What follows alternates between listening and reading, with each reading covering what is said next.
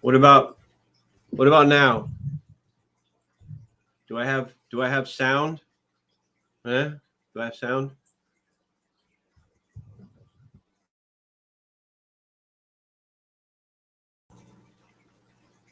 What about now? What about now? What about now? Can you hear me? Okay, good. Yeah, I didn't have a microphone plugged in. So that's usually what happens, right? So yeah, like I was saying, yeah, I was just watching Rico's stream, and it was nice. I loved it. I always like trying to catch up on his streams, um, but yeah, I didn't get to watch as much as I wanted to because I had to take care of some other stuff. But I remember last time I was on here, and well, not last time, but a few times ago, and I had this tank right here, my 20-gallon, was empty, and I was trying to figure out what to do with it. And I thought I was going to make it a breeder tank, all right, but turns out I didn't. So these fish in here, you got your dwarf gourami, your gold dust molly, and I have the one of the main ones that I see in here is the whatchamacallit. That's just what I'm going to call it, is the whatchamacallit fish. It's the polar blue convict. And a couple of tetras and some glowfish. I don't know how this glowfish back here is still alive. The one that's like right here keeps going like this, like swimming like this. But he's pulling through. I guess I don't know if something's wrong with the swim bladder for like the longest time. But those two glowfish are the original. Those are the OG fish. I've had those since I started putting up a tank when I first did my tanks. They were the original ones when I set up my 65 and did all these like fish in there. Excuse me. So yeah. So I was gonna make this a breeder tank, but I had my fish from my 55 over here. Let me show you the setup that I got going on. Oh shoot. Hang on. I'm caught. See if I can get enough cord here to. All right, so this is the 55 with the flower horn. Okay, this flower horn.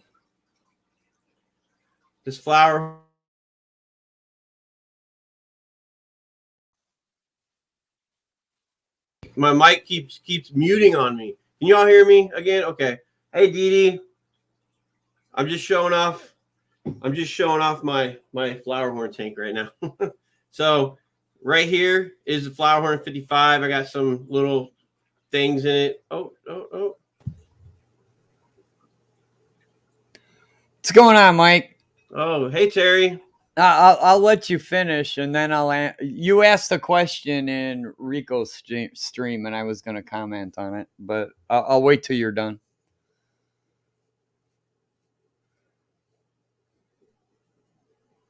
Except you muted yourself again.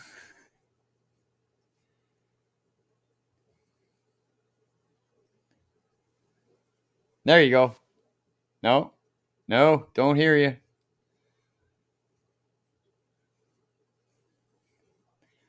Tommy, can you hear me? Oh, now. There you go.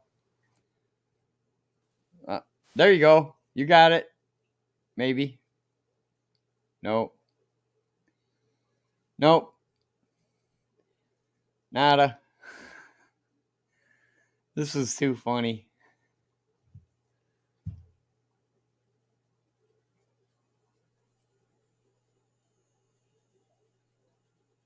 It's not working, Mike. No. There you go.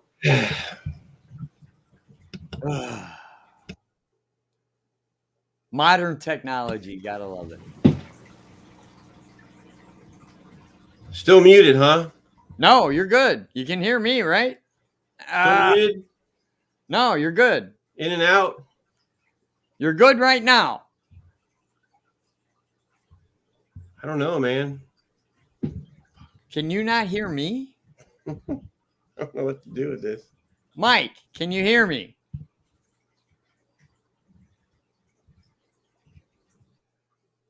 Chat, Can you hear me?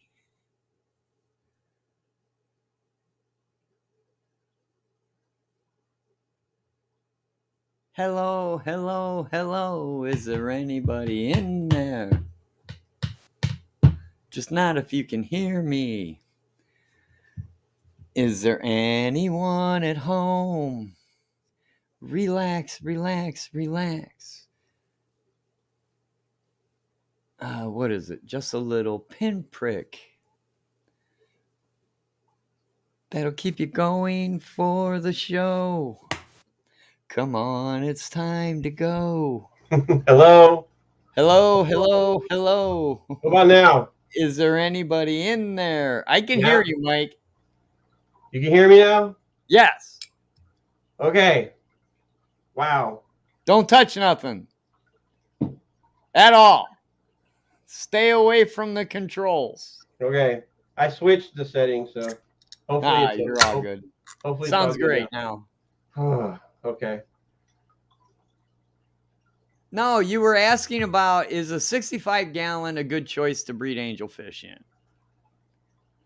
Yeah, because the other day I have in my 150 I have 2 angels, and I wonder if they were paired up, and sure enough they were, because we saw some eggs on the glass, and Okay. they were on the glass, and I don't think I had the right conditions because I have some other fish in the 150, but I noticed the eggs were on there, but they slowly came off, and this is only after like 2 days. Right. So I mean, I didn't expect that, but then again, Oh, that'll happen. Yeah. So, my wife's like, hey, don't, like let them do that. And so I made a divider, and it didn't, the eggs kind of fell off, and I took the divider out. I'm just like, so I have a spare 65 that I, that I took down because I had the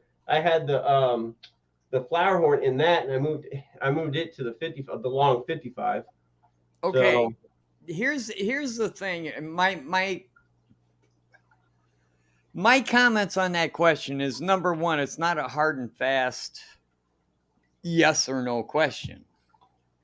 Can you breed angelfish in a 65? Absolutely. 100% it can be done. The question is how do you want to go about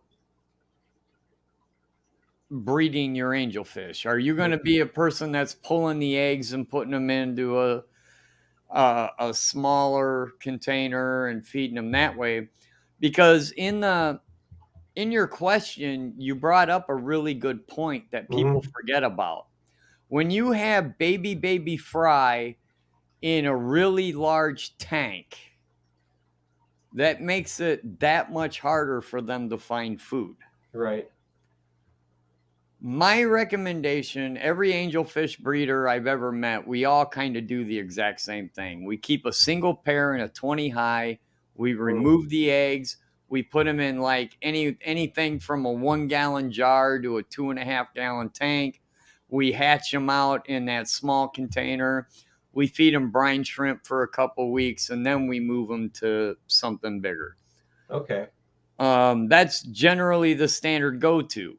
However, can you do it other ways? Absolutely. They're especially if you have really good parents where, they're kind of hoarding the fry.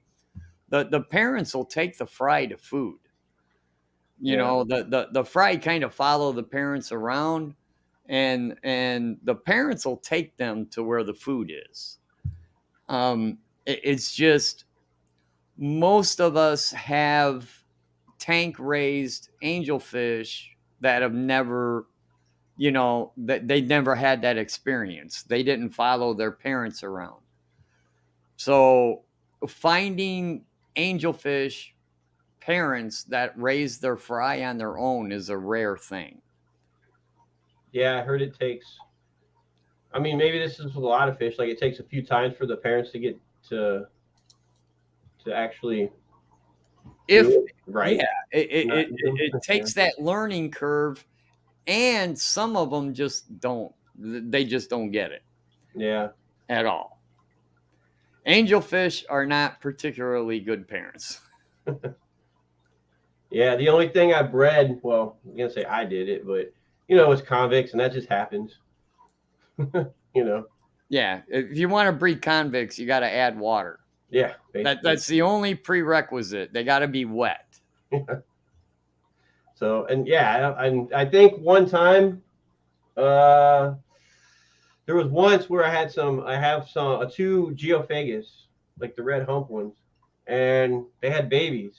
So that's another time. Sorry for that was another time, and I brought, I had those, and I didn't, honestly, even at that point, it's like around where I live, I don't even know, if I want to sell them, who to sell them to, because my local fish stores don't.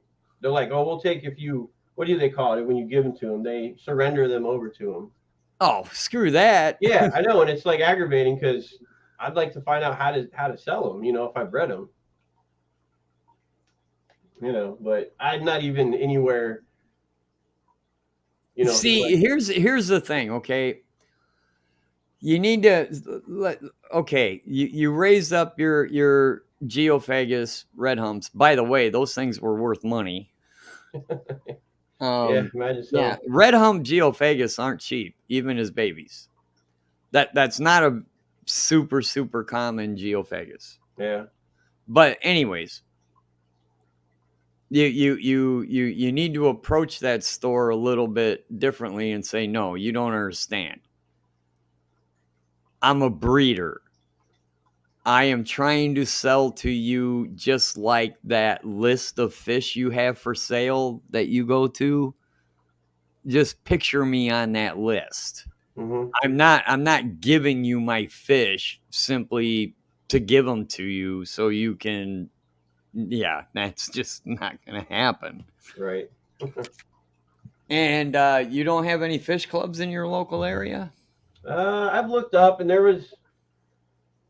I remember when I talked to you before on here on, yeah, it was a couple weeks ago. You mentioned that would I think it was in Fairfax or something. Yeah, that would require me having a memory. I do not. It was with Degenerate Fish Keeper. It was like, oh, I was in my truck driving. Oh, yeah. Okay. Yeah. So, but yeah, I mean, out here in Virginia Beach, Chesapeake area, I'm sure there might be. I got to look a little bit close, a little bit better. But that's right. I found the Fairfax one is in, what state is that? It's Virginia, but it's like northern, kind of near DC. And that one, all I did was a quick Google search, and that's the first one I saw. Yeah, it was the Potomac. I can't say it. Potomac. How the hell do you say the name of that river? No, I can't say it. Potomac. I keep saying Potomac. Potomac. Damn, S did tell me. I forgot. Sorry, George Washington crossed the doggone thing. I know where it's at, and yeah, I just can't pronounce it well. Damn. Potomac. Yeah. That's where all the snakeheads are. Like I said, I'm down in the very what is it? The very southeast corner of Virginia. So to me, that's the whole state, because I don't really. If I travel, I go just right past it. If I travel inland, I go right through Virginia, right through West Virginia, and what is that? Ohio. If I go out that way towards Illinois. But I don't know. I guess. But yeah, that sucks, man. Your local pet shop. So you got these baby red hump geophagus, and they were like, "Well, you can give them to us." Yeah, we'll take them. Were you like, "No, I think you need to get bent." That's what I think. I know. Yeah. Yeah, I'm just learning how to. I want to get into it with certain ones, and just get more educated on it and do it the right way. Well, eventually, it takes time. I'm not going to lie, but it does take time. But when I was breeding angelfish full time, like I said, I was running like 5-6 pairs of breeding angelfish. I had baby angelfish coming out of my ears. And I was getting phone calls from the pet shops going, what do you got and how soon can you get them here? Yeah. And even after I quit breeding, and I did, did the move, I took down all my tanks and did the move, they were still calling me. And I'm like, I don't breed anymore. Oh, okay. But they didn't take me off their list. They just, I mean, for months and months, they kept calling me. And I'm like, no, I don't have anything available. I quit breeding. Yeah. Well, But once your name gets out there, and once the pet shop knows, oh, you're an actual breeder and not just somebody that wants to get rid of a couple fish, that just sounds like a misunderstanding. yeah, probably. It probably is. I mean, I know there has to be a time where this store has done that for people. I just probably didn't approach it, and I don't know. I probably didn't show them that I really wanted to. I was probably waiting for them to say, "Yeah, we'll buy them from you." But My tank looks like a cucumber salad because that's an algae overgrown nightmare. However, there's little itty bitty baby fish in it that I got to scoop out of that nightmare before I can fix it.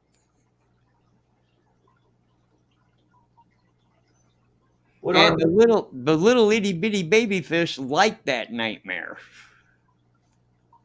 They don't mind it at all. Yeah.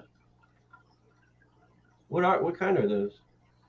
They're crebensis. Oh, okay. Okay. Typical, your standard crebensis babies. Yeah. Nice. Super easy to breed, almost like convicts. Oh, okay. Not quite as easy as convicts, but pretty dang close. Yeah. Yeah, I don't think I've had any of those before. Those are cool. Dang. I got to get them out of there though, because Mama's about ready to lay another batch of eggs, and if I don't get them out of there today or tomorrow, I think Mama might go on a murder spree. Hey. Yeah, I was thinking about. I told earlier. I was telling. Let me move this over this way. This is just a little extra, like a 20-gallon that I had. And I gotta have like the extra fish in here, that I had. I don't want to say call them extra fish, but I mean, they were in the 55 with some other fish, and that's where I moved the flower horn over there. And I was going to use this as like a, just maybe use this as some kind of little breeder tank or something simple. Just to do it, And I'd take those fish out, put them in the 65, and put your pair of angels in there. Yeah, when you said that, like, with the 20, and then you said move the, would you say having a 20, and you say move, if I like move the babies out of the 20 or move? Well, here's what 99.9% of all angelfish breeders do is we use a piece of slate or a cone, a terracotta cone. Then they lay their eggs on that. Then when you see the eggs, you put them in a different tank next to an air stone to keep water flowing over them. And you hatch them out into a smaller tank. And some people use 1 gallon jars. I use 2.5 gallon tanks simply because I have them. Right. And you hatch them out in that. And then that's what you're feeding the baby brine shrimp to, because they have such a small area that their food is condensed and they can find their food really quickly and they grow really quickly. You just got to keep an eye on the tank and make sure it doesn't foul to make sure there's not uneaten food at the bottom, stuff like that. Yeah, I think I do have 2.5 around stored away. So then after that, once they're totally 100% free swimming and starting to look like angelfish, then you can move them into a 10-gallon tank, and there might be 300 angelfish in there, and then once they really start looking like angelfish, you start separating them by size, because they will grow at different rates. It's goofy. Even though the water quality is the same, the nutrition is the same, some angelfish will start growing quicker than others. And the thing is some of your best looking fish will be the slower growing ones. Okay. So you gotta, once you get to the 10-gallon stage, that's when you gotta start separating them by size. Oh, You, gotcha. Damn. you want to keep your faster growing ones together, let the slower growing ones kind of be together. And Yeah. I've had angelfish, when you go to sell them, because I sell wholesale to the stores. Okay. So I'm bringing in 50 to 100 angelfish at a time. Yeah. And most of the people think that they're all the same year class or the same brood class, and they're not. Mm-hmm. There might be a mixture of some really fast growing ones mixed in with some that took me forever to grow out, and that's what I give. Because they don't grow up at the same rate. So you kind of, after about 4 weeks, you got to start separating them by size. Okay. Yeah. And how long does it usually take for? Well, that's kind of a weird question to ask. Like, I don't want to say till they're like it takes a while to get full grown, but I mean like At like $half size takes a couple months. Okay. Yeah. Yeah. I mean, it's something that I've considered. It's all dependent on water quality, food, and just how quick that angelfish wants to grow. I can't explain it. Right. So can you have baby angelfish? Because I was okay. So you ever go to like to the fish store, pet store, and one you go another, and someone tells they like people they don't obviously know anywhere close to everything. You know what I mean? It's like someone told me, and this is just someone they probably could have hired. This is at your big chain type of stores, right? And someone mentioned that the baby angelfish, they don't. I don't know if it's true or not. They don't like the bubbles, like the air bubbles coming up. Is that true or is that not? Every tank I've ever had a baby angelfish in had bubblers in it. Okay, I use all sponge filters. Yeah. They're hatched out right next to an air stone because that air stone is what's providing the water flow to keep those eggs from fungusing up and stuff like that. So, I mean, they're born right next to an air stone. Yeah, it makes sense. Right. Yeah, I definitely do want to, let's try it. See how I do with it. I mean, you don't want to put an angelfish in a fast flowing tank that's got, just massive amounts of filtration in it, and the water's circulating like crazy. Yeah, an angelfish isn't necessarily going to like that, but having an air stone or a sponge filter or a corner filter or some other air driven filter is not going to bother an angelfish at all. Right. Okay. Cool.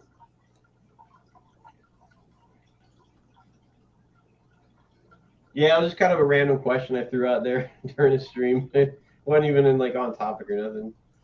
But well, I recognize it and saw it, and I don't mean to derail your stream. It's just I bred. Oh no, that's totally cool. I'm good with it. I bred angelfish for a really, really long time, and they're a moneymaker. They're if you live in the Midwest, angelfish are always going to make you money. Yeah. It seems like on the West Coast where Aquarium Co-op is, angelfish are number one, a little more common because they have the water for it.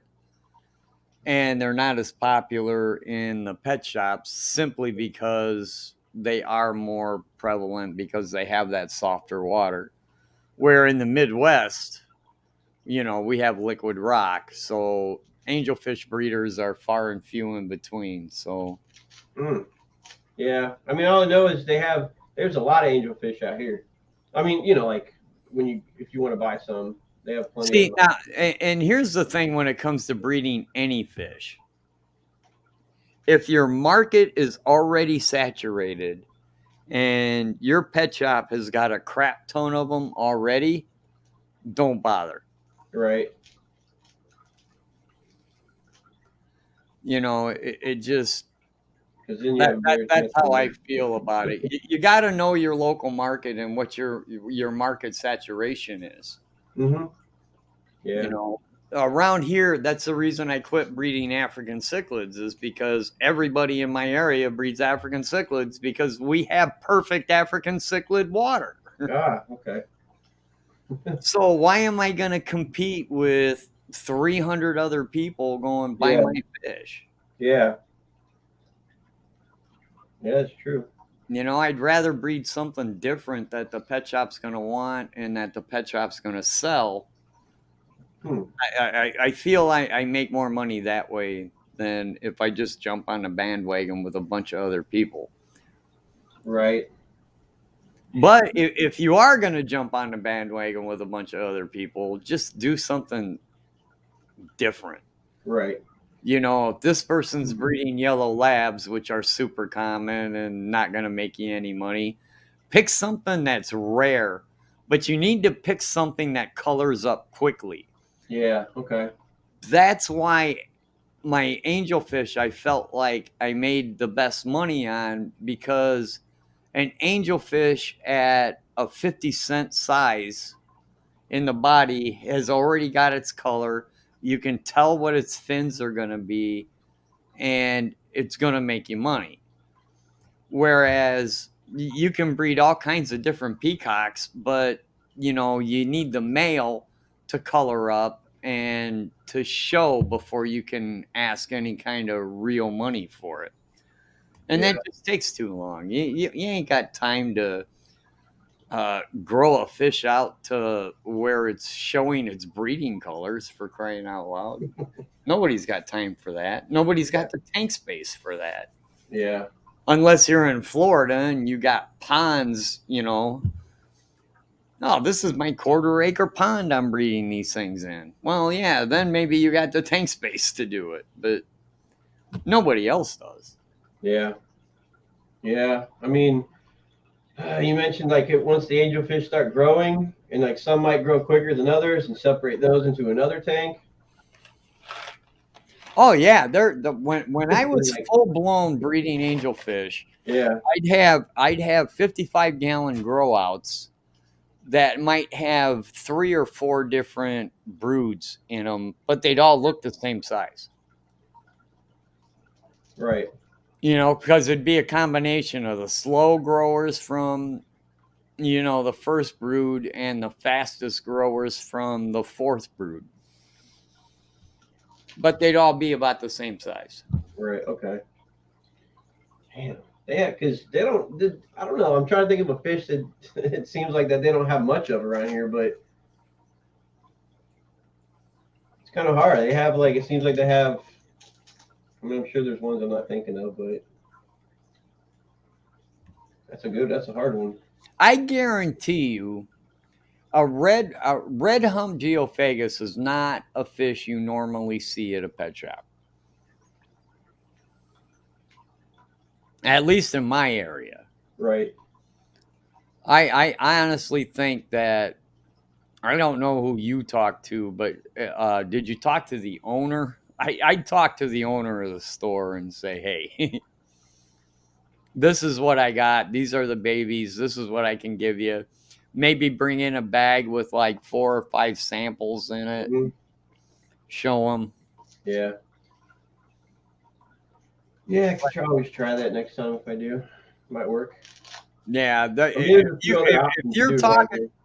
you're talking to the kid that's netting the fish, that kid has no clue. Oh yeah, no, Yeah, there's a few stores around the area, several actually. But yeah,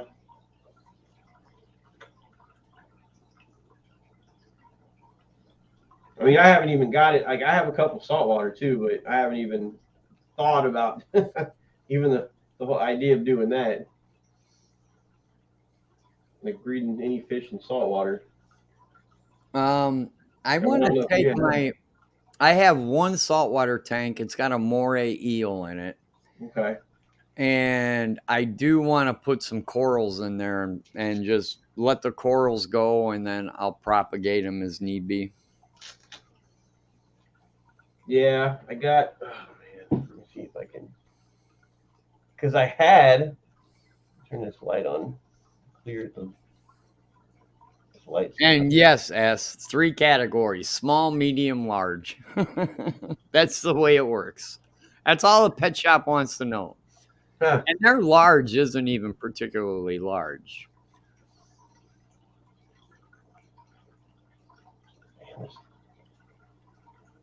All right, these lights are kind of. Well, first of all, there is no simply breeding clownfish. Yeah. Their fry are notoriously hard to grow out. So there is no simply breeding clownfish. But if you get a breeding pair of clownfish and you do manage to raise them to a sellable size, you'll make money. There is a guy, his name starts with a J. There's a guy I talked to out of Canada that's breeding clownfish. And he's fairly successful at it, but it's far from simple. It's way harder than breeding angelfish. Yeah, JN. Thank you, S. Yeah, JN Aquariums.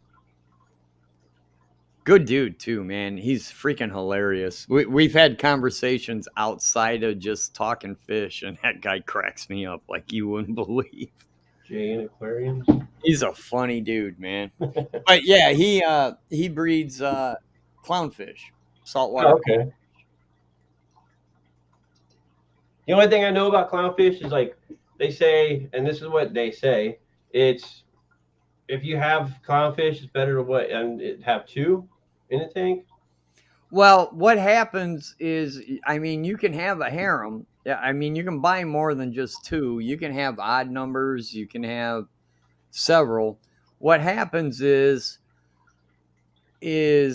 they're all born male and small, and then once they're in the tank and you have them for a while, a hierarchy develops, and the dominant one will become a lot larger and turn female. Okay. And she'll pick and choose the male she wants to breed with. So then once you see her breed with a male, if you can separate those two, you can move them to another tank and they'll be a pair. Okay. Then let's say you got another 6 clownfish. Yeah. Another one will start growing larger and turn female. Okay. And you'll get another pair. Clownfish are born ambidextrous. Yeah, that's what I heard about. They bat both sides of the fence. There we go. All right, so I can't stretch this thing over there far enough, but this is just a small. Oh, dang it! Try to get this over as far as I can. It's not really the best, but you can see those two right there. Yeah, they'll eventually form a pair. One will become a female, and the other one will stay male. Yeah, and I had no idea up to like maybe about 3-4 months ago that you could acclimate mollies. Oh yeah, absolutely. And I didn't know. I had no idea. Or they were already, you just. But yeah. So I moved all these. These are just small corals. They're. I had them down there in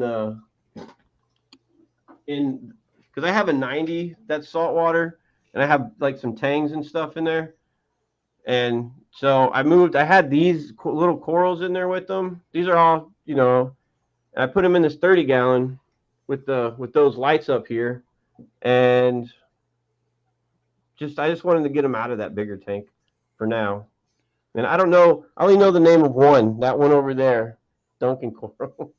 I'm still learning all these names of these corals, but it's, I don't know. I thought it would be difficult, but it's really not too difficult for corals. I mean, they're still small though. I don't Yeah, even, you got a long way to go long before way to you got go. a Yeah, full blown reef tank. and I don't know if you can see way back here. See that in that behind that rock right Now, there? is that an anemone? Yeah, it's that long. I guess it's a long an arm anemone or whatever they call it. Sure. But it found its spot behind that rock over there. So, and I was wondering if these angelfish would, You mean a clownfish? clownfish, sorry. Yeah, the clownfish would, what is it? It hosts the clownfish or whatever, or how they go. They might later on. I mean, Yeah. as they acclimate, they might host that anemone. But I don't know if it's a captive bred clownfish. Probably not. I mean, because they might. I Damn mean, it. you got a 50-50 shot, dude. Yeah. Did you lose me? No, you're good. What the hell? My screen just went off. I hear you. You're here. We see the tank and we hear you. You're good. Wow, I can't see anything. I'm just having the worst luck with this computer. Yeah, but you're on. Well, I'm on. I guess it's all that matters. I can't see. Somehow my monitor. Oh, wait. There we go. Hey, it helps when it's plugged in. Yeah, it's. I tried getting more room for my camera and like it pulled them on. Yeah. So anyway. I'll be right back. Okay. Talk to your peoples. People. I went full screen with me and Terry here. I can't see the comments. Exit full screen. Here we go. All right. There we go. Whew. All right. So earlier, sorry about that. I know you told me to look that up a long time ago. The Potomac Valley Aquarium Society, and I'm going to look that up. And I didn't know. I'm glad Terry told me that, because what all it takes to breed angelfish.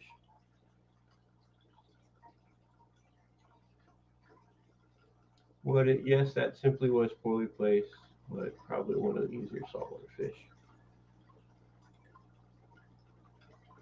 And then, Hey, if somebody else wants to come on up, I'll drop on down, guys.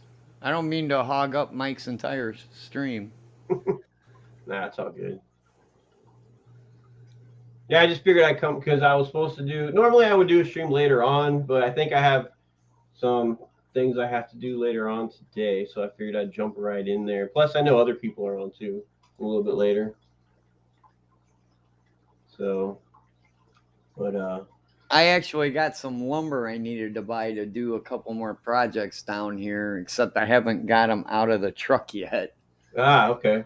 I'm gonna have to do that because I think it's gonna rain later. Oh shoot! Yeah. No, hey, I'm glad you came up on here and answered my question for me. Oh, well. See, the thing about your question, the way you typed it in, Yeah. you were smart enough to know that baby fish in big tanks are harder to feed. Mm-hmm. You have to put a lot more food in that bigger volume of water for them to eat the same amount, where they could be swimming around in a small space.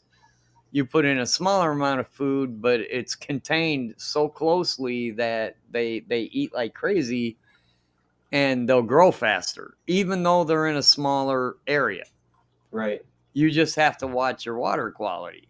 If water quality diminishes, the fish aren't going to grow. But as long as you're maintaining good water quality, you're better off newborn fry in the smallest container possible, because it makes it easier to feed. Right. Okay.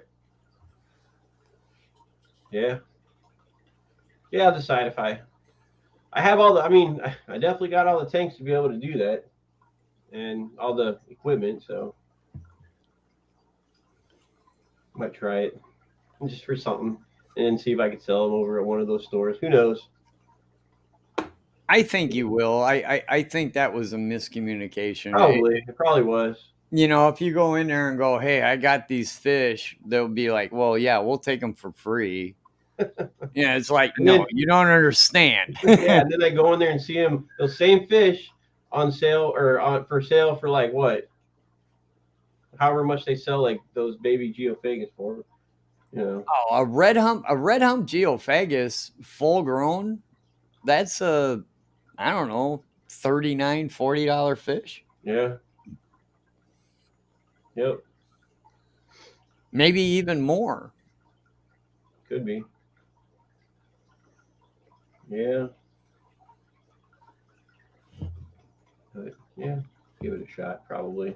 I know And my then wife was. She's like, do sometime it, just do it. today, I got about 12 Tropheus. I got to move to a 125. Yeah.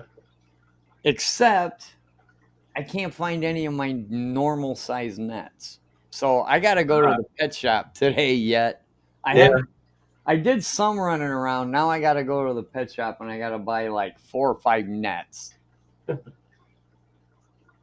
I seem to have a random habit of just laying nets down throughout the house. Oh yeah, you're not the only one. Yep. And see, I guess It won't even be remotely close to a tank. I mean, it'll just be like a random place, like, you know, the kitchen sink or something will have a net by it. yeah. Yeah. I'd be like, oh, I'll grab that soon, and then I'll forget where I. Yeah.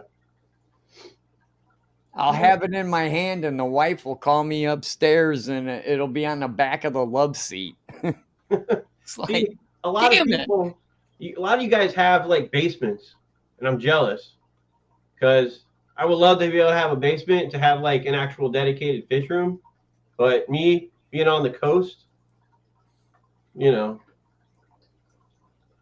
Yeah, here. I've only got 2 tanks upstairs. Yeah.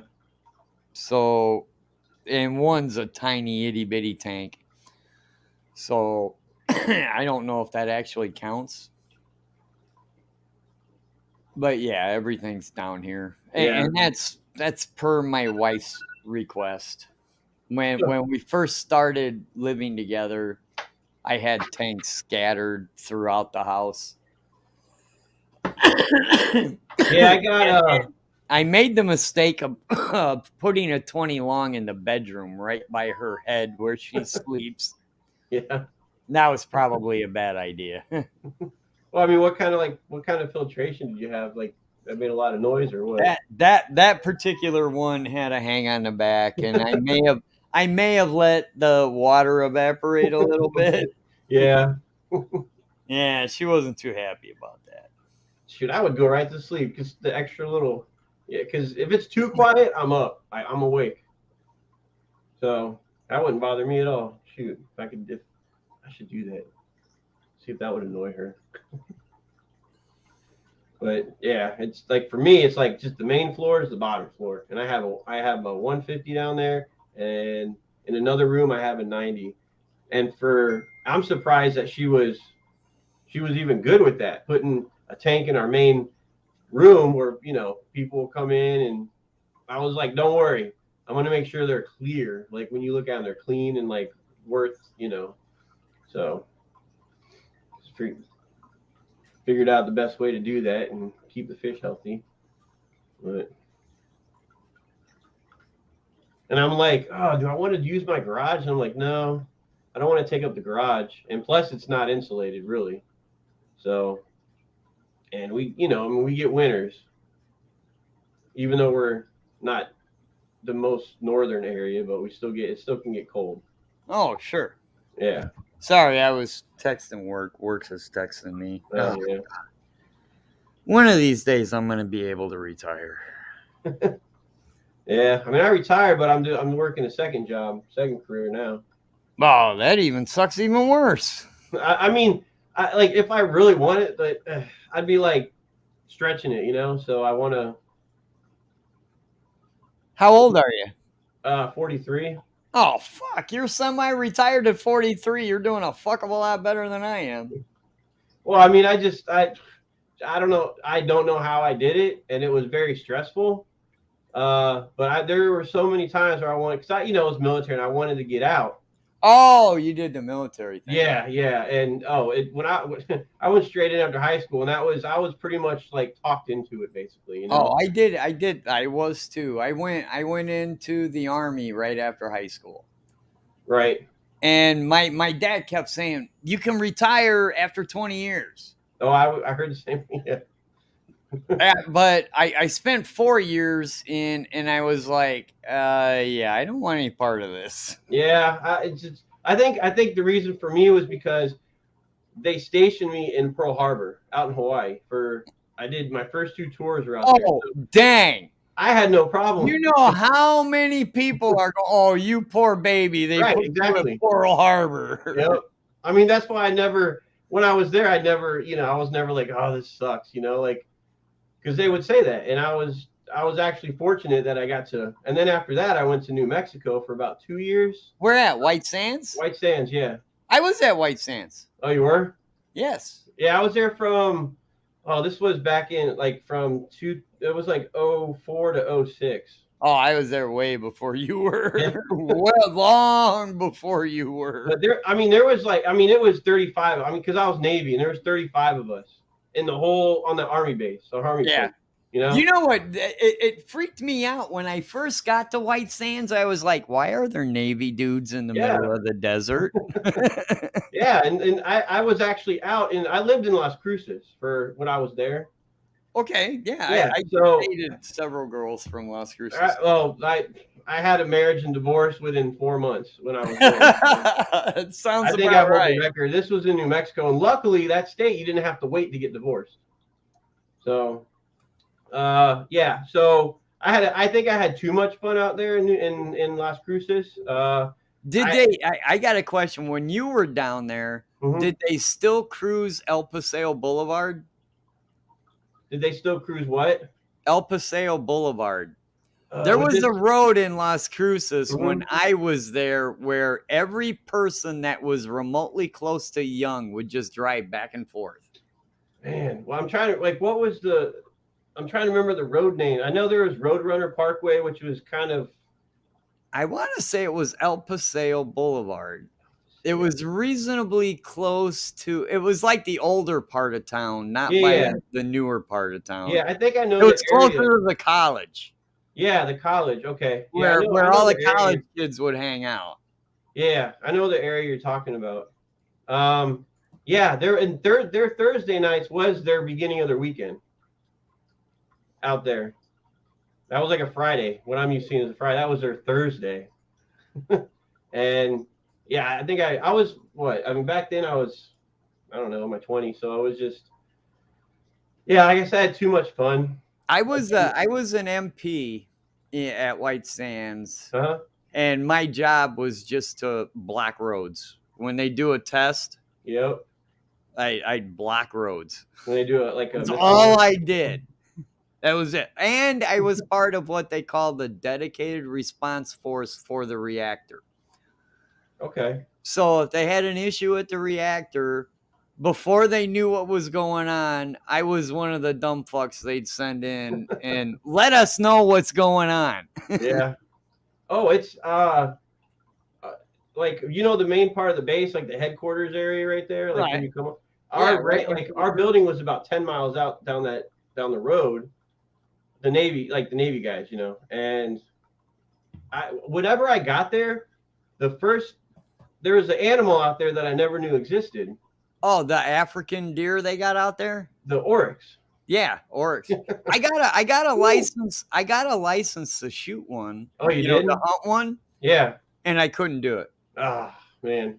Because I had one dead to rights in my sight with a 30-06. I could have taken it and I couldn't do it. I was like, nah, I don't want to kill this thing. Because it's like they never over here. They don't have a natural, obviously have a natural like. No, predator. They're from Africa. Yeah, so they're just, and we used to drive from the south part of the base all the way like 100 some miles up to Well, like people don't understand how big White Sands Oh. Missile Range actually is. Yeah, we used to drive up by the Trinity site to set up targets.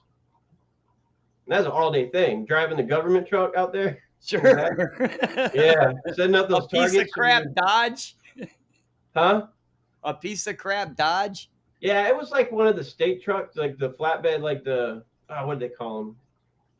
They call it like the steak trucks. It was like a 10, I don't know, but Or did you have like a deuce and a half? it was like one of the big open flatbed. You put the rails on the back. Like Oh, okay. Rails. Yeah, like a steak bed. Yeah. That's what it was. That and mostly that, and they taught us how to drive a forklift to move. Because where I was at, we moved like the missiles, the test missiles they would bring out to the Navy ships. It wasn't a mass production site, but it was they tested some out there, like the new.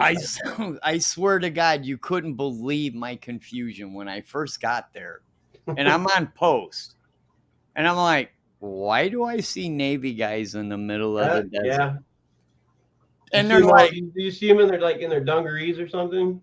And they were like, cause they have mock battleships out in the middle of the desert, and I'm like, oh, there's a building called the USS Desert Ship, and they commissioned it as an actual ship, so that's why there's a flag. They fly the flag up and down. I seen it. Yeah, and I was like, you gotta be, because my first duty station was Alaska. Oh damn. I was at Fort McClellan, Alaska, which is the winter proving grounds. That's kind of where they test equipment to see how well it can hold up to cold weather and stuff like that. Yeah. Which was also real tiny post, huge range, which is a lot like White Sands. Little tiny post, massive range. And I guess they felt sorry for me because they stuck me in the cold for a while. They were like, okay, we'll send you to the desert next. It's like extreme. It's like, son of a bitch, can't I get something like in the middle? Yeah. Yeah. I mean, surprisingly though, in the winter times it did get cold there. It did. Honest to God, I left post. I was dating a girl in Las Cruces. Wasn't my ex-wife, was it? I probably not. I hope not, because I'm quite a bit older than you, because she would have been like 10 at that time. Oh, she was 5 years older than me, so. Anyways, I go up over the mountain, right? And we get a hotel room downtown Las Cruces. It snowed during that night. Yep. Well, I'm from an area that snows all the time. It's no big deal. Right? So what? There's snow on the road. That doesn't stop you from doing anything. There's just snow on the road. So I go, hey, you want to go get breakfast? And I don't know if you know, but there was a Denny's in downtown Las Cruces. And I said, well, let's go to Denny's for breakfast. Oh, I've been there. It's right there on like the corner. I forget what roads, and she goes, okay. And we start going to this Denny's, and there's nobody on the road. I mean, I'm making the fresh tracks, the whole thing. Yeah. Nobody. Yeah. Next thing I know, here comes a New Mexico state trooper, pulls up behind me, pulls me over. I'm like, okay, there's snow on the road, so I'm not speeding. He comes up and he goes, what are you doing out here? And I'm like, going to get breakfast. And he instantly knew, I got the military flat top and the whole thing. And he goes, you're not from around here, are you? And I'm like, no. And he goes, the town is closed. What? They closed. Las Cruces was closed. That's weird. I'm like, well, how do I get breakfast? He's like, I don't know, but go back to where you came from. Dang. It melted Yeah, the next day. The next day it was gone and everybody was back to normal. And I'm Yeah. like, what the fuck? We had to eat out of a vending machine for fucking breakfast. Yeah, while I was there, I've never seen them close it before. But yeah, it's weird. But I don't know. My whole experience there was basically I got to know plenty of the bars around there. And like I said, it was a long time ago. Hey, did you go into Juarez, Mexico? Yeah, No okay. sweat. So I this is back when I was, with before we even got married. We were just like together. So she takes me down there on my birthday. Okay. And we parked in this parking lot, and there was someone there who would watch your car, In who would Texas. watch your car. Yeah, And that's you walk across. I guess they Texas. call it the Bridge of Americas or something. Right. So we go down to the first place we saw was called the Brown Derby. On the corner, we go in there, just packed like crazy with like all the underage, all the underage U.S. kids, right? Yeah, because the drinking age in Mexico is like what, 13 or something? Yeah, 18. Yeah, basically. So after we left there, we went down the street to a place that was basically empty, and we saw these two girls talking to this table, and there was like three of us, and not like 5 minutes later, the Mexican SWAT team rolls up in there, surrounds the inside, and we're just like, what the fuck is going on here? Two of them sit down at this table and talk to these two girls for like 10 seconds. They pull them out of there and they all leave. And I was like, what in the hell just happened with that? And so the girl I was with told me, yeah, I think probably about a month ago, somebody got killed in here. And I was like, wow. And you take me here? And that's a common occurrence down there, man. So after we left, and we left that one other club, went back across, all these underage U.S. kids are like trying to get back, okay, across the border, and they, so it was weird. I will never go. Do they still have the little kids selling Chiclets gums? Yes, gum at the border. There and down in TJ. These little kids, like I went down to Tijuana. They're pretty relentless, man. They would punch me in the back to get attention and try to sell the chiclets, and you can't, you just ignore them, but yeah, they did that. This was back when I was there, but I'm sure they still do. And we were down in me and a buddy of mine. This is in 2004. We're down in TJ, and we went to a bar. He's like, hey, I'll be right back. I think he went to an ATM machine. He didn't come back for an hour later, and he walks up to me. He's like, dude, we got to go. And being down in TJ, I didn't question it. I was like, let's go. Yeah, we get down the street and we stopped like at another bar, and he's like, all right, this is what happened. The federale, okay, he arrested me, threw me in the car, and he had a hood on his coat. He planted speed in the hood of his coat, and he told him, basically, you give me $100, I'll let you go. So he had to do that. Welcome to Mexico. Yeah, so I'd never been back there since. So. Oh man, I did one time. I made the So, all right. Well, first of all, when I was there, you could get a bucket of Coronas, a bucket of 6 Coronas for $1, and tequila shots were 25 cents. Oh, I wouldn't doubt it.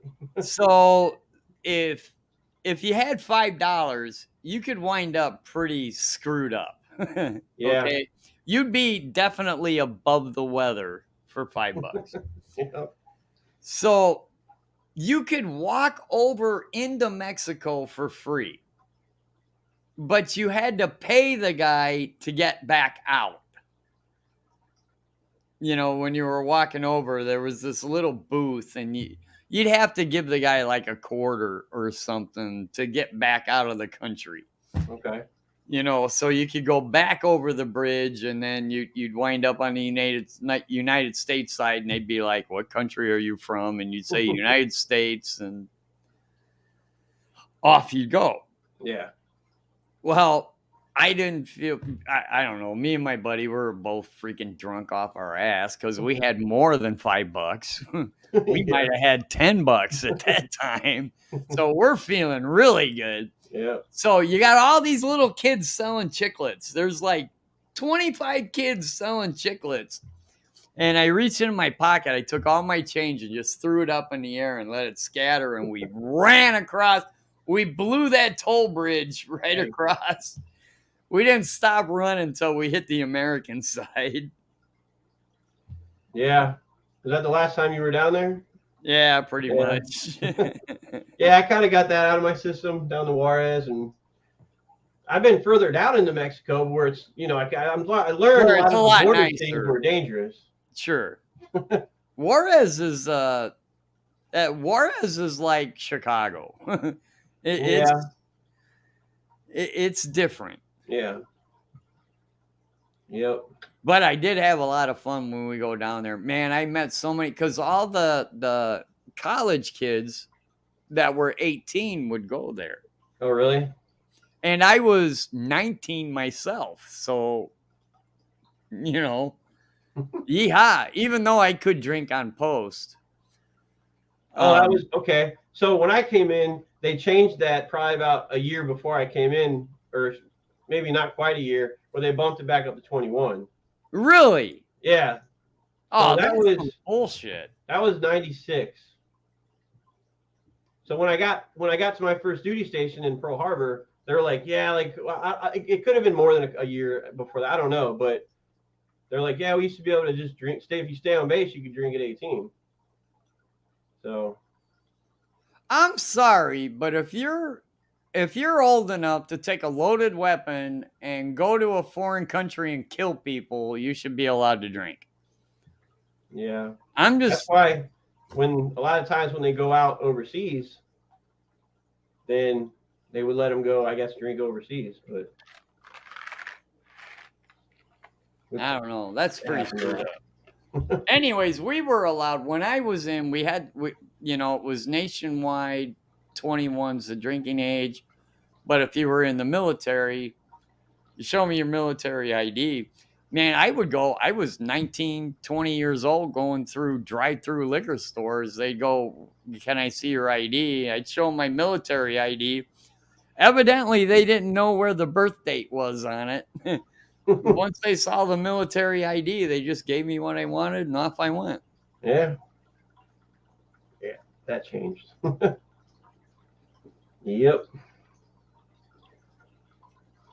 Yeah, I left.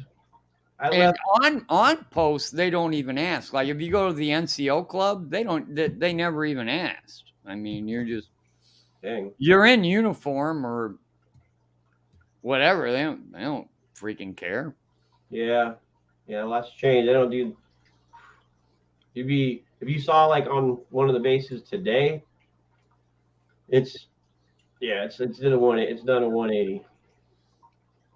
Yeah, I don't think I'd like the modern. Well, number one, I didn't like the old military. I'd really not like the new military. Wait a minute. You're going to tell me how to fold my socks and I can't drink? Well, we got issues. Well, that was just boot camp for folding the socks thing. Oh, no. At least, I don't know for the Army, but I know like in Navy boot camp, that's the only time they told us to do that there. Oh, no. In the Army, you do it all the way through. Wow. If you're single and you live in the barracks, you're subject to inspections constantly. Yeah. And you get this one little section that's like your personal area you can do whatever you want with. Dang. But everything else must... Dude, they have pictures on what your drawer is supposed to look like. Yeah, I've seen those pictures. Yeah. I was like, if things turn to shit and I got to go kill a bunch of people, I'm fairly certain you're not going to care what the fuck my underwear drawer looks like. Right. That's I could have done 20 years in the military, except for that whole, this is how you fold your shocks. This is what your drawer is going to look like. And we're going to check on it once a month. Yeah. Well, I always wondered if I would have joined, how would it have been if I joined the Air Force? You know, it'd have been like staying at a resort, I think. I don't know. Navy guys, I think, eat the best. For whatever reason, Navy guys have the best cooks. I think. Well, Air Force is right up there. I'm going to tell you what, Army cooks suck ass. They're like the bottom of the, if you're a cook and you want to join the military, the ones that can't read a thermometer are the ones that the Army go-tos. Navy, they eat pretty good, especially if you're on ship. Kind of. Pretty good. But the thing is, if like the standard Navy food on a ship is, it's hit or miss. But if you get a really good meal, like say you're on deployment and you have like a month before you get back home, or 2 weeks before you get home, and they serve you like steak and lobster, some bad shit's gonna happen. Like, yeah. You're getting Guess what? or something. Yeah, you're getting deployed right now, man. You're getting extended. We're going in. Like you're turning right back around and going back out to the Middle East or something. Right, exactly. Oh, it's happened, yeah. You thought you were going back home.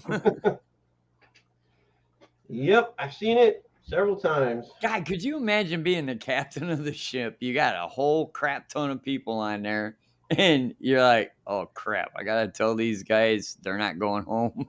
Yep. Hey, break out the steak and lobster. Oh, yeah, that's what do we got down there for our best meal? We're going to have steak and lobster, and there's an ice cream social tonight, too. Right? Yeah. Movie night. Followed by really bad news. Yeah.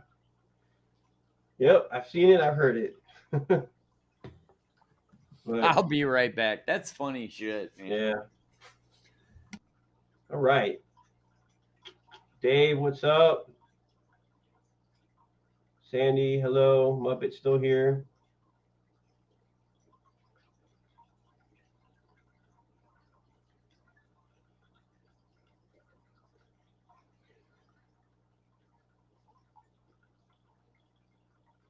Dang, so I'm on the East Coast. It's 4:34.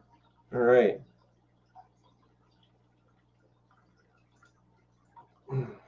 Yeah, we got caught up talking about military life. But I was going to say, how I managed to do it is beyond me, but I did it. I think it was a constant shift between sea duty, and shore duty that kept me sane. And traveling to different countries, which I'm so glad I got to do. And when I retired from that, it kind of surprised me,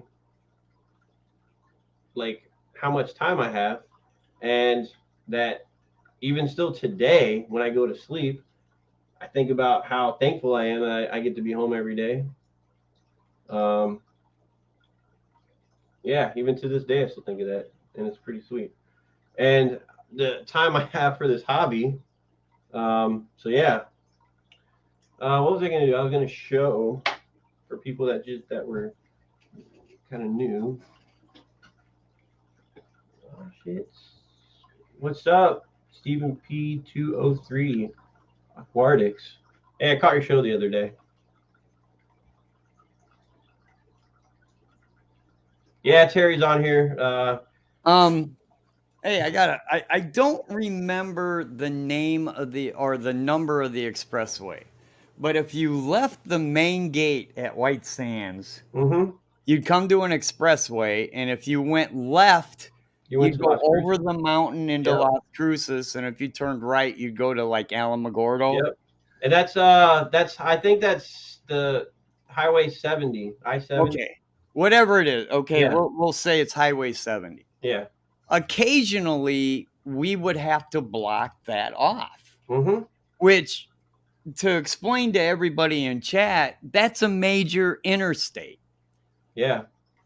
And we just walk out there in the middle of it and go, you ain't going nowhere. There's something going on. Yeah. And I would occasionally get the like 1980s version of a Karen where, you know, she'd be like, well, we got to be in, you know, Tucumcari by such and such time, you know, and it's just going on and going on. And I just look at him, I'd be like, ma'am, I have a loaded M16. Please don't make me shoot you. Oh, God. Go over there and park your vehicle or turn back the other way. You got a choice. Yeah. Honest to God, you'd see him look at you, you know, and I'm like, please don't make me shoot you. Yeah, it's like they shut up after that. Yeah. Yeah, I've been stopped there plenty of times at that before I even get to the pass to go over the mountain. Right. Yeah, I'd just be like, all right, well, and I know at that point the Army's doing some kind of like, you know, like a missile shoot. We have there's those great big turnouts right there where you just tell traffic to sit and wait. Yeah. You know, and in my opinion, I think it'd be kind of cool because you got a chance to see a missile, maybe, depending on how high it goes. You know, I've seen them. Yeah. But the worst ones, honest to God, Mike, the worst ones were the ones out in the middle of the desert. There's all these little dirt roads out in the middle of fucking nowhere that nobody ever uses. But we got to go out there and block that road. Yeah. Just on the off chance that some dude hunting rabbits wants to come by or something. We got to block that road off. Yep. Just be you there don't know like how many hours. times that was like basically my main job was drive out in the middle of the desert, out in the middle of nowhere, park the fucking truck and wait by the radio to come back. Yep. And okay, missile shot's over. All right. And was it usually like 2 hours back to post? Yeah. Was it normally in the morning? Yeah, in the morning we'd get our assignments on what roadblock we were doing, and yep. And I'll tell you what, I felt like I had a few near-death experiences out there. Okay, just with the wilderness, like the creatures. So just off the parking lot of my building, some dude, one of his lunch had his golf club, one of his, hit a few golf balls out there in the dunes and the shrubs, and so I walk out around the sand dune and I'll just say, hey, what's up? And then like I stopped for a second and he had walked around the other way, so I didn't see him. And I see a baby-ish rattlesnake curled up right next to my boot. Right next to my boot with his mouth open like this. Yep. I'm just like freaking out, staying completely still. And I was like, how am I going to get out of this situation here? So luckily I did. I swept up a couple scorpions in my barracks. Oh, in your barracks? Yeah. Them little fuckers get everywhere. Yeah, I used to see every around July or August, I used to see all the tarantulas come out in our work building. I never saw a tarantula. Oh, I seen those every time. They didn't really bother me because they weren't they're not the spiders that hang and you could walk in, in your face and stuff. But they were just on the ground, and I saw tarantula wasps that used to kill them. And I saw my first roadrunner out there. Oh, that I did see. Roadrunners are cool as all get out, man. Yeah, they are pretty fast. Yep. They're a cool little bird. And one time when I first got there, I lived at the barracks on the post there. So there's this little cover. I had my truck and I got out and I must have walked like, hang on a second. Close the door. I must have walked like 20, 30 feet halfway to the barracks door. Because you know how they got those barricades where you can't park right up at the building. Right. And I looked to my left and there was a pack of coyotes. Dude, there were coyotes everywhere. Yeah. And they're staring at me and I'm just like, holy shit. So I slowly walked back towards my truck and just sat in there for a second until they passed by. But Yeah, that was a new experience And for there me. was a shit ton of white-tailed deer too, but they were little. You know, Yeah, I'm from the Midwest, okay, where our deer is corn fed, so we get big deer around here. The white-tailed deer in New Mexico, they're like tiny. yeah. And there was a crap ton of coyotes. The Mountain lion. rabbits, that's the thing that confused me is the jackrabbits were Oh, freaking huge. yeah, they are. Yep, I had a buddy And who then we lived in had one the of the oryx, you know, the African deer with the spiny or the the two horns that Siberian. stick straight out like this. Yeah, Yeah, yeah. those guys. And then a buddy or a guy I worked with out there in White Sands, they lived in one of those cookie cutter like army housing houses out there, and they all had the chain link fence, and the backyards were facing each other. So Right. one day he doesn't come to work, and I guess the next day when he does come to work, he told me, yeah, our family dog we had for like 12 years, I let him out in the backyard. Out of Coyote nowhere, it got was it. dark. Out of nowhere, a mountain lion comes up, Oh yeah. jumps right up, and snatch it gone just like that after they had it for 12 I years. heard they were out there, but I never got to see one. Cause you gotta, you know, and I know, White Sands is basically right on a mountain ridge. Yeah, it's the lower, the Rocky Mountains. Yeah, The it's lower right part of it. there. Yeah. Yep. To get into Las Cruces, you got to go up and over. hmm Oh, I'll And give you the most hilarious time I ever seen. I had a motorcycle when I was when I was there, and a buddy of mine also had one, and he ran out of gas hmm going up the mountain. yeah, And I'm like, all right, so somehow I have no idea, but somehow we wound up with a piece of rope. So we tie the piece of rope to my motorcycle and I pull him up all the way to the top. hmm And I pull over. He made it all the way to the main gate of White Sands with no motor. From the wow. top Yeah. of that mountain Yep. all the way down to the main gate, he never had that motor on. Yep. It's just I remember it's like just the downslope. You take the exit around, or you take that exit, and it's like right there down that road. Yep. Yeah, I've coasted or a little bit more than coasted down that, just to see how much I can get up to that whatever speed. You know, I live in the Midwest where it's really flat and we have like a lot of cornfields. So Mhm. to see it going up and over a mountain like that, it's like kind of a big deal to me. I thought it was cool. Yeah, yeah. I don't have any mountains around here, but But I remember going there and driving through the panhandle of Texas to get there. mhm. Dude, there is nothing in the panhandle of Texas I, except Amarillo. There's yeah, that's Amarillo and then nothing. yeah. And they have all the. I've driven through Amarillo a few times, and you just see like you have that city along the interstate. Yeah, but there's nothing after that. No, no. Before and after, it's nothing. Yep. Like I saw in Amarillo, I passed like there's like a big steakhouse. I think I saw on TV once. But yeah, and then because I-10 is the road you go through in White Sands, and I remember when I left there that it's like 80. The speed limit's 80 between. Like after you go down into El Paso and you get on I-10 and go out east into Texas more. Right.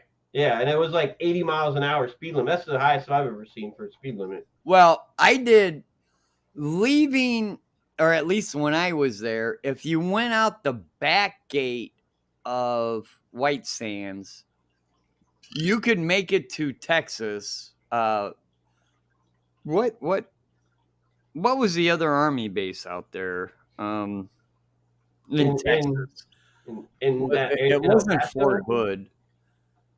But if you go out the Yeah. back way, you got one road and it would take you into Texas, some town in Texas, right next to the army base. Okay. I forget what the hell the name of it was. At that time, it was closed. Maybe now it's kind of opened up to public traffic, but the only people that would be on it was military. And oh, dude, man, I'd ramp that motorcycle up, man. I'd be running 130 down that road because I'm like, who's number one? I'm an MP, so if anybody pulls me over, I'm gonna know who it is. Yeah. Yep. And that was the road I would take into Texas to get to Juarez, and then back again. Yeah. Juarez. We went to Juarez on a regular basis. Yeah, I only went there one time. Oh man, we had so much fun down there. Yeah. God. Well, I mean, yeah. The one time I went down there, it was fun, but it was. Well, Yeah. number one, we stayed close to the border. Number two, they didn't have the troubles they're kind of having now. I think things have kind of changed. But again, as long as you stay on the main strip, those main clubs, you know, you're. I was 19. There was, you know, you're looking at the college kids that are coming from Texas. What is it? Texas, not A&M. It's Texas. It was I know Amarillo. No, it was the Aggies. or is it Texas A&M? No, Anyways, the some college. you talking about the one in Las Cruces? No, the Oh. one in Texas, right by. Oh yeah, Juarez. okay. The one right by Juarez. I can't remember which one it is. It might be Texas A&M. The Sun Devil. But anyways, you know, you're trying to hook up with some college girls. You're in the Army. You know, everybody was having fun. Mm-hmm. It was different. Yeah, it was way different. And But when I was there, that would be 1986 is Okay. when I'm talking about. okay, yeah. Well, actually, no, 1987. 87, 88, because in 86 I was in Alaska, All right. which there was absolutely nothing to do except fish. That was it. Go fishing, hang out in your room, get drunk. That's it. That's all there was to do. They didn't have like any bars or any nothing. Oh, yeah, there was plenty of bar. Trust me, drinking in Alaska is a national sport. Well, I do want to go to literally Alaska one of nothing these else days. to do. Yeah, I do want to visit there one of these days, just to see it. I actually extended my tour. It was supposed to be when I went through. Alaska was considered overseas duty, Wow. so it was a 1-year tour, Yeah. and I extended another 6 months because I actually did like it. Yeah. Believe it or not, Alaska is beautiful. It's wonderful in the summertime. It's just the winters suck ass.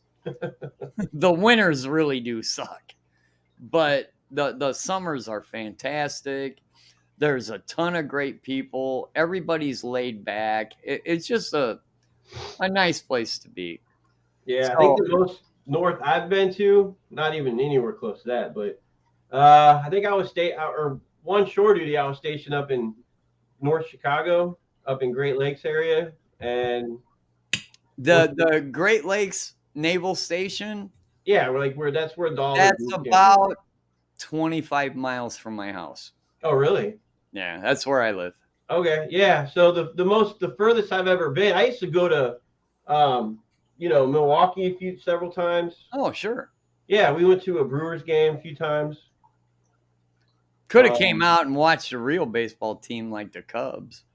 No, that's my team actually. I prefer to watch anyway. So, seen the Cubs few times. I've seen went down to see the White Sox. Like for some reason, it was more than the Cubs. I don't know why, but Well, we got the White Sox too. yeah.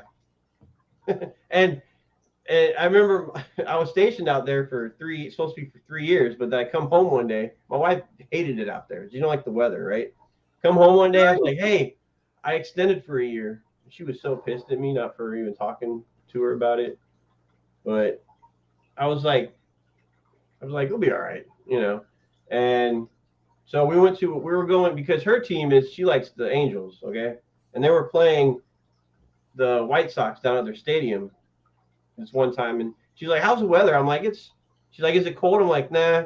So we get down there, we're sitting in the stadium in our seats waiting for the game, and it starts snowing. And she was so pissed. And all we had were these little like plastic little cheap ponchos from Walmart.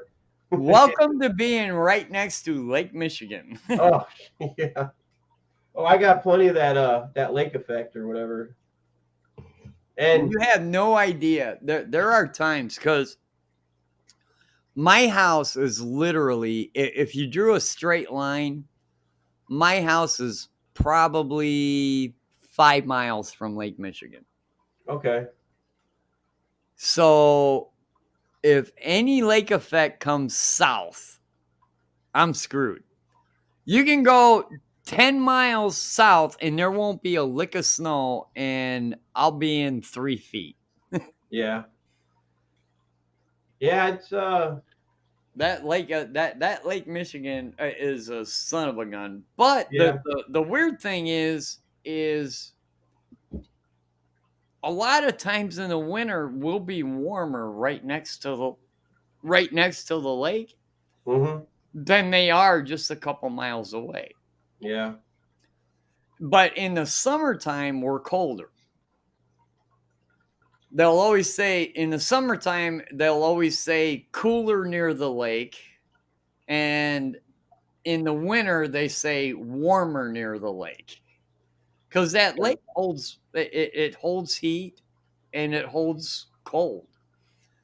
You know, it doesn't change as quickly as everything else. So it's kind of goofy living right next to Lake Michigan. Yeah. I think I was there for about 4 years, like I said. And so you know where Gurney is? Yeah, I know exactly where Gertie is. Yeah, they when I was working up there, I stayed away from the mall up there because That's a huge mall. yeah, I stayed away from there on the That's weekend. the one that don't they have that one that they have like a reptile exhibit or a Yes, it's store like that's got that huge reptile exhibit. it's like it's a restaurant / exhibit. Yeah. Yeah, I went there once and saw they got some snakes and turtles and all that kind of stuff. But yeah, I stayed away from there because a lot of the recruits that graduated on Fridays, they would go up there. And when I was working up there, I worked at the gun range up there when they came and shoot at boot camp. So on the weekends, I was just avoided the place because they were all up there in uniform, and I wasn't a drill instructor. I didn't have like that red rope on my shoulder. Right. But just seeing when they get out and they go to the mall, they're like, "Oh, I'm not near the base. I don't have to abide by any." I was just like, I wanted to stay away from there because I was so tempted just to kind of remind them, and I just didn't want to, so I stayed away from there on the weekends. I When they get were on their boot camp Liberty, you know. I it's not just in the military, and in the military you're dealing with younger kids. So I kind of get it. When they get to cut loose, they're going to cut loose and they're going to do stupid shit. Yeah. I get it. What pisses me off is I'm 54 years old now, and I see people that should be adults doing kind of the same things. Yeah. It's like, dude, you're 40 fucking years old. You ain't figured out you ain't supposed to do that yet. I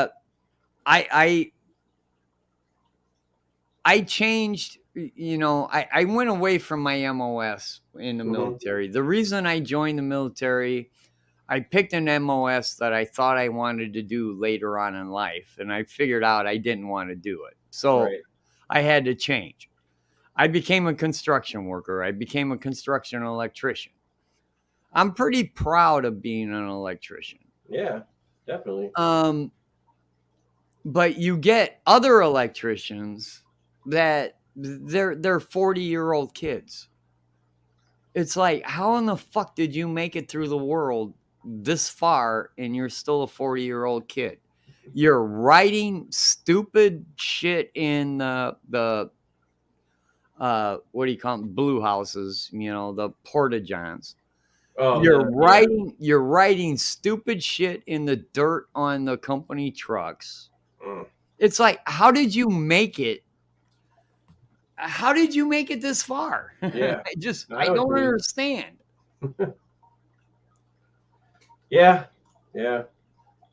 Darwin should have taken you out a long time ago. Right.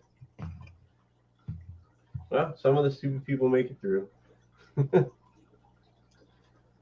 But yeah, I know what you mean. Anyways, Brianna's gonna come up and start streaming here pretty soon. Yeah, I've been on for a while. Dude, it was a great time. Dude, you are the first one, and it's funny you did it on YouTube. You are the first one I met that I talked to about military service that have been to the White Sands Missile Range. Because it's such a small post. Yeah, I mean, I got plenty of stories from out there. It's a super small port. You know what I was part of while I was there? I was part of the dedicated response force. Yeah. Or maybe I told this story already, but anyways, if something happened at the reactor, yeah, you mentioned that. Yeah. They sent all of us in, and then our job was to radio back what was going on. So that's when I learned that dedicated, spelled properly, is DUMB. That's how you spell dedicated. Man. Yeah, it's we don't know what hell's going on. Go in there, tell us. Yeah, I don't want to go in there. Tough shit. Go. Yep. Yeah, I wouldn't want to be the one to go in there. Screw that. But yeah, I'll never forget that place. That's for sure. Oh no, I had a lot of fun there though. Yeah. I really did. I learned what a vinegar was. With the college right there, I met a lot of. I don't know. I don't know how what you're going for as far as your rating system on your channel, but let's just say I had a lot of fun. Yeah, no, I know exactly what you're talking about. Yeah. Yep. You got a major college in Las Cruces. You got a major college right outside of Juarez, Mexico, and you got Juarez, Mexico, where the drinking age was like 13. Yeah. I mean, good combination. You can have a ton of fun as long as you keep it within reason. Yeah, I think now you have to show a passport to go across the border. Oh man, it was so much fun. You just walked over, you did whatever, you came back. It was harder to get back because you had to say you were a citizen of the United States. Yeah, let them. That was it. I mean, yeah.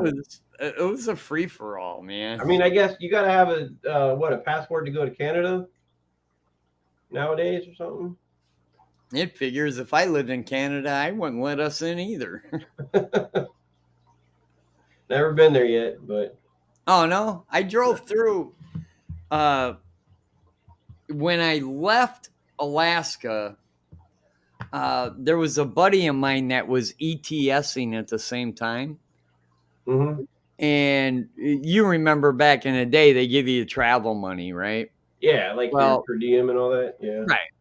Well, we decided since we were ETSing damn near on the same day, I had to stay in a hotel for 2 days, and he had a car on post, which I didn't. And he was like, well, we'll just take the travel money and drive home, which was a crap ton cheaper than flying a plane in the 80s. Okay, like I said, this was a long time ago. Yeah.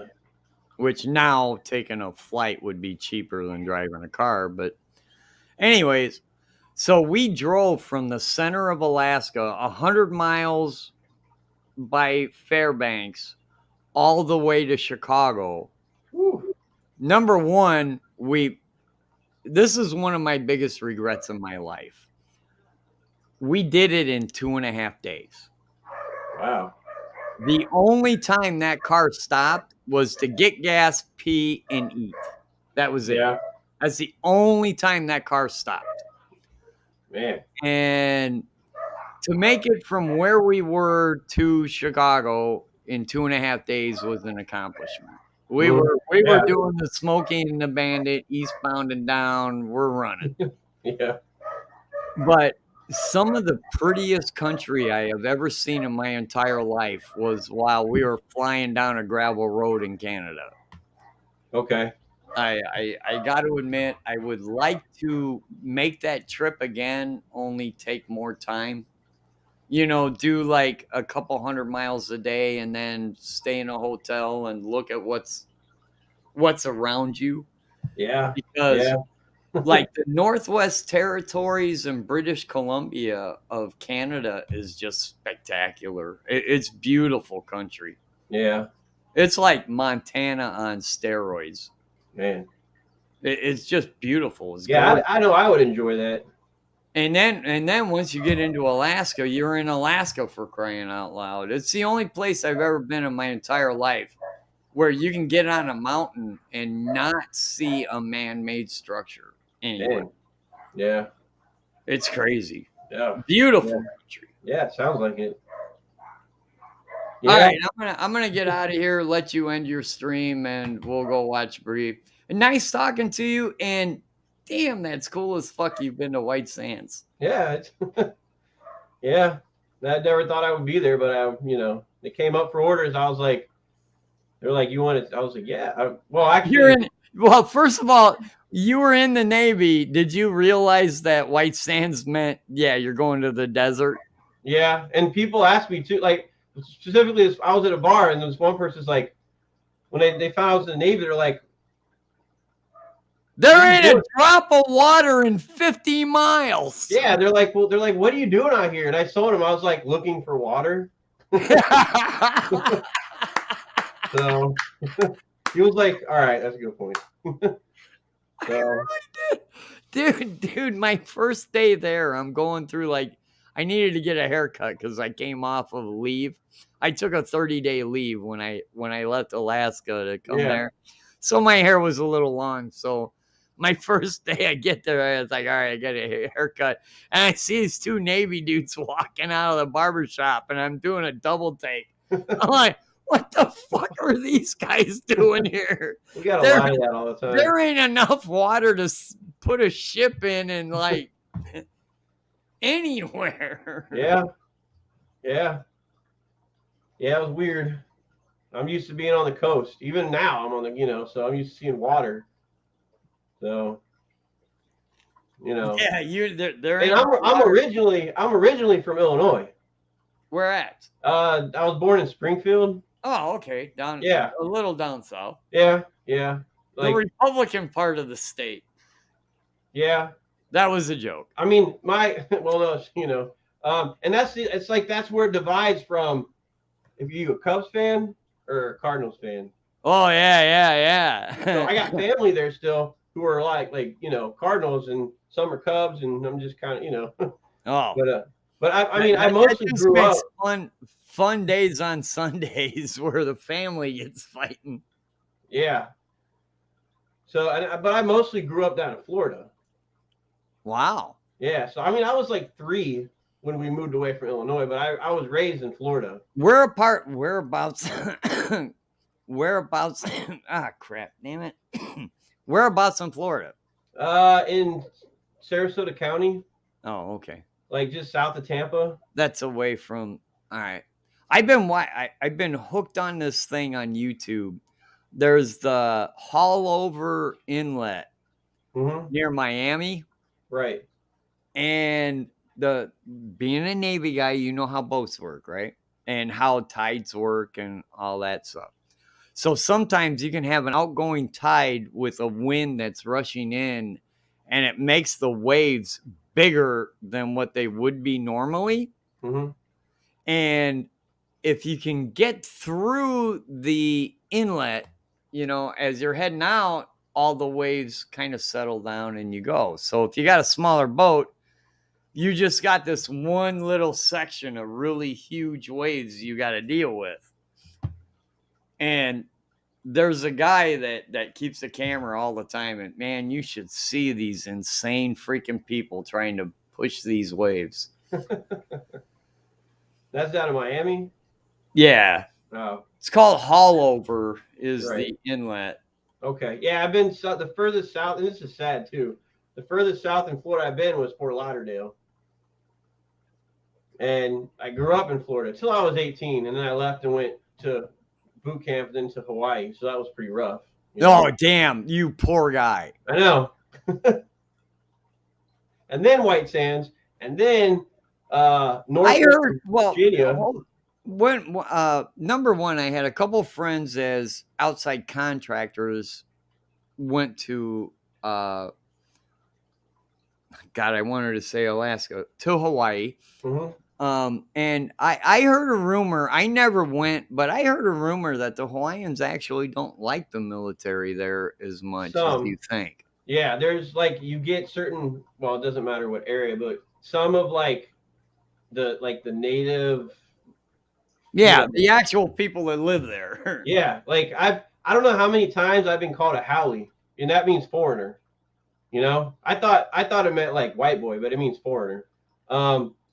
Since when I was there, and I didn't bother me. I was just like, I learned what it was, and I was like, okay, well, to them I'm a foreigner, and I learned just to stay away from areas where they don't like us. So obviously, and I did learn that mahalo does not mean trash, okay? Because it's written on every trash can. It says mahalo, right where trash would be at.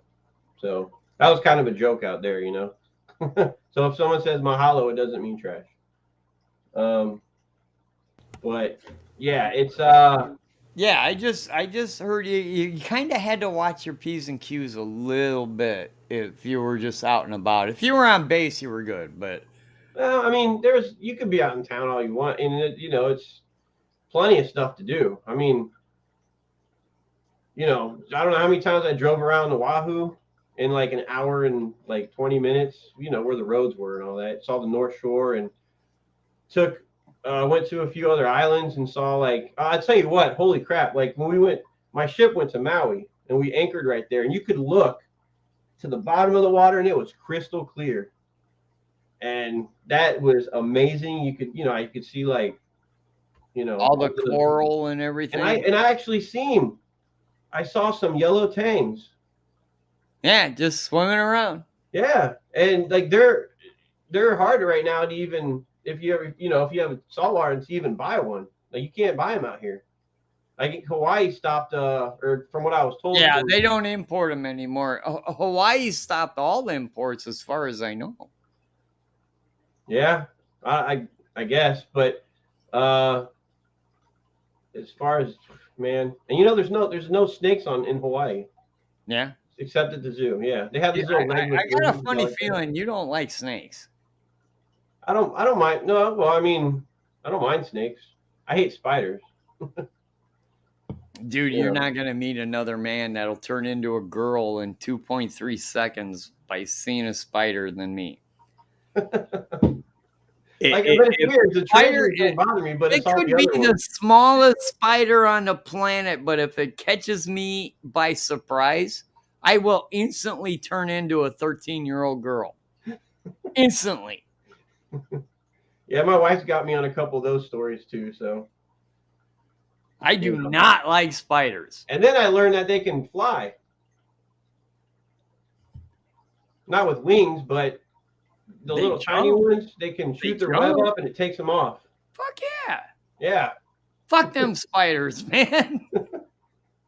All right, I got to get out of here. All right. I'll talk to you later, man. Okay, thanks for showing up.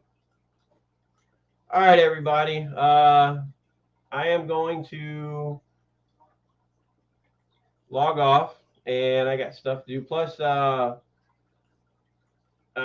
Bree streams on. It's her time right now. So, yeah, thanks for being here. And again, thanks for showing up, Terry. And everybody have a good, if it's a holiday for you tomorrow, have a good holiday. And I will talk to y'all later. Let's see. I don't know if you're still here. I love the water. It came with the job. A lot of anxiety. He's back. Yeah. So, I think on my next stream I'll get into, well, obviously anything that's new, and some old business, some new business, and some ideas. This tank right here kind of seems. Hang on a second. I know I was gonna go, but there's cat treats right there. So this tank right here is just kind of temporary. The fish, obviously, I'll just move them. But I think my favorite one is this one. That polar blue convict right there. Still a baby growing up. But anyway, I just wanted to share that. And yeah, it was great talking to Terry, especially about all that stuff. That's cool. But anyway, everybody, again, hope you have a good night. And I will catch you on the other stream if you show up there. And yeah, all right.